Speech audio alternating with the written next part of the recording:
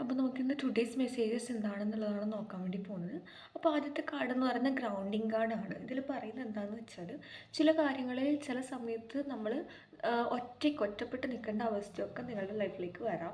ആ ഒരു സമയത്ത് എന്തുകൊണ്ടാണ് എനിക്ക് മാത്രം ഇങ്ങനെ എന്നുള്ള രീതിയിൽ ചിന്തിക്കാതെ അതൊരു ബ്ലെസ്സിങ് ആയിട്ട് കണക്കാക്കണം. ചില സമയത്ത് ചില കാര്യങ്ങൾ തിരിച്ചറിയാനുള്ള ഒരു ടൈം പീരീഡാണ്, ഒരു സമയമാണെന്നുള്ള രീതിയിലാണ് കാണിക്കുന്നത്. ഈ ഒരു സമയത്താണ് നിങ്ങൾക്ക് എന്താണ് ശരി എന്താണ് തെറ്റ് എന്നുള്ളത് മനസ്സിലാവുക എന്നുള്ള രീതിയിൽ കാണിക്കുന്നുണ്ട്.